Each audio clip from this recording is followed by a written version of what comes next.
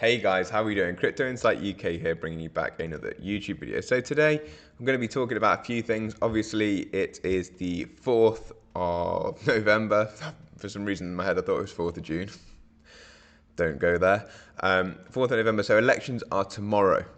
So bear in mind, everything that I say here is with the thought process that tomorrow is one of the biggest days in US markets, essentially, or can foreshadow one of the biggest days in the US markets, because potentially going to get a new president. Well, we are going to get a new president. Whichever way that leans, I don't know. I do think that Trump is better for crypto in the long term, just because he has stated his policies, and Harris probably leans towards a pullback in the short term because people will maybe sell off into that news. However, I thought people might deleverage into this weekend anyway. So far, it doesn't really seem to be the case. Yes, we have had somewhat of a pullback in Bitcoin, but not really much. We're still kind of hovering around all-time highs. From the very high, we've had like a 6% pullback. And this has been my thesis. If you guys have been following my work, my thesis has been Bitcoin is going to pull back. Open interest is high, still is high, something that I've really been watching. And I thought maybe we're going to have a flush down to the lows. One thing this morning that has actually caught my attention, and you know, I just checked this routinely. I check the liquidity pools every few days. This is the first time I've seen much more dominant liquidity to the upside for Bitcoin than to the down. Let me just get X open so I can show you my thoughts. Bitcoin has basically been showing that there's been deeper liquidity below us for as long as I can remember. Look, every single time I've posted historically, or like in the last month or 2 months or 3 months, we've had much deeper liquidity below us. And now in the last few days, you can see actually a lot of this liquidity starting from just the 1st of November, but some came in from the 24th of October. So between the 24th of October and the 1st of November, we've seen more and more people, meaning there's more liquidity above us, and 80% of the time price gets manipulated into areas of deep liquidity. So I'm not changing my thesis yet. There's a lot more research I need to do, but I'm also like very aware now that we could definitely get squeezed up into this area, and then those squeezes can actually create more like price action that continues to the upside, kind of like what happened down here. We got to this level, there was liquidity above us, we squeezed up, and then you just continue pushing, and you leave some of this liquidity behind. I have said that was a possibility for a long time. However, with how deep the liquidity was below us compared to what it was above, I did feel like we would come back and revisit this area. Now, nothing is set in stone, nothing's certain, but we are dicing with death in terms of support. If we start to lose some of these levels, you'll probably see some cascading stop losses, and maybe we can come down further. So we are on a knife's edge right now, but with this liquidity increase above us, I more and more feel like up to the upside might be what is next, and maybe I was wrong with my thesis, but too early to say yet, and I haven't done a deep research in it. I just found this and I wanted to really relay this to you guys. On the opposite side of that spectrum, fear and greed is still at 70, so we're still greed, but you would expect that, I guess, being right at the top of a range, nearly at all-time highs for Bitcoin. However, with all this being said, I have covered a lot of stuff in this week's newsletter. I talked about the higher low structure and higher high structure, but related it to more of a bearish synopsis, because that's how I was postured last week. As I said, this week I feel like I need to re-evaluate my thoughts. Not necessarily that I've changed them, but I lean more towards the fact that it's possible now that we move into those liquidity areas. A few other things I was pointing out in the free weekly newsletter are like the USD JPY.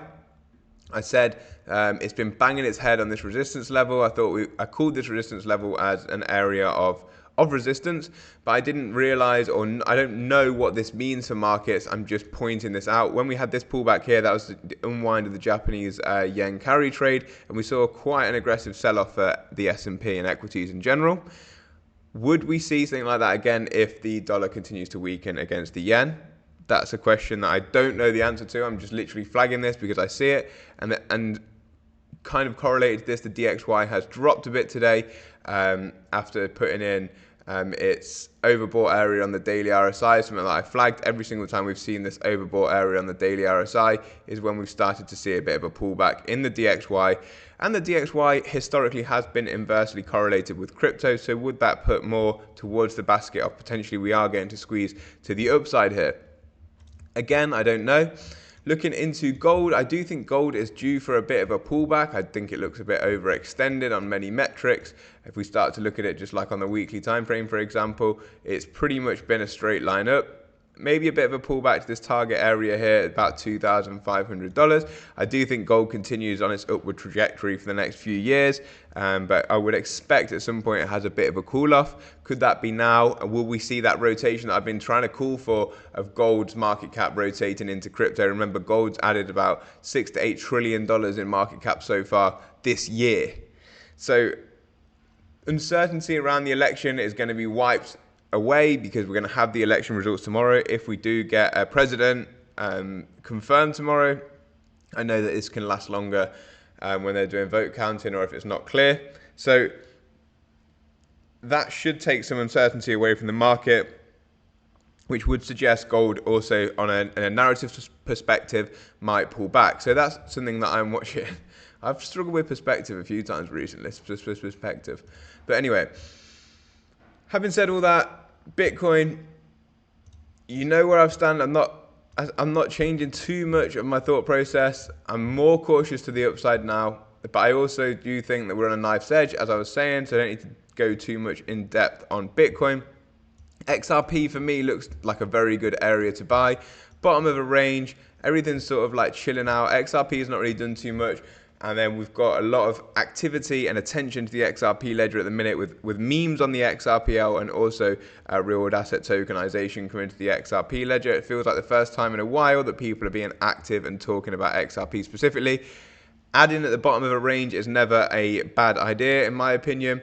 What we are going to look for now is what the Bitcoin dominance chart looks like. It's had that spike up.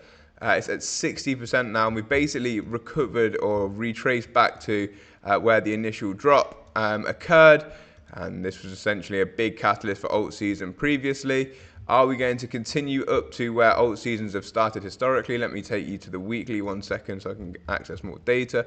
This is where altcoin season has started, or alt season, about 71% for the Bitcoin dominance. Are we going to continue to get that squeeze? I've been showing a bearish divergence here. That's what this line is doing. So we had a bearish divergence, which is basically where we were making lower highs on the RSI, but higher highs in price action. And that's continuing.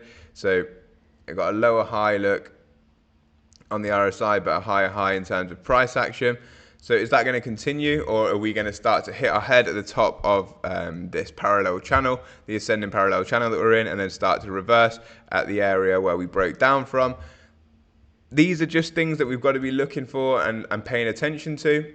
If you are an XRP holder, you're looking for expansion in XRP price, historically that has happened when Bitcoin price starts to expand out of a range.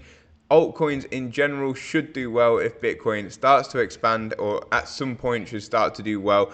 As I said, we could get that squeeze up to 70% on the Bitcoin dominance before altcoins then start to really take over. But let's see what happens in the next few days. I'm not doing too much today or tomorrow. If there's a lot of volatility, I'll see if I can get some entries or for longs or shorts, depending on what happens over the next few days. Stay safe out there. Don't over leverage. Things could get really wild really quick. We haven't seen any geopolitical tensions boil over or anything like that either. So there's still a lot of catalysts out there, and that's some of the things I've been worried about. Let me know what you guys are doing in the comments. How do you think the elections are going to affect things, and what do you think comes next? If you enjoyed the video, please do share and drop a like. Peace up, A-Town down, as Crypto Insight UK would say.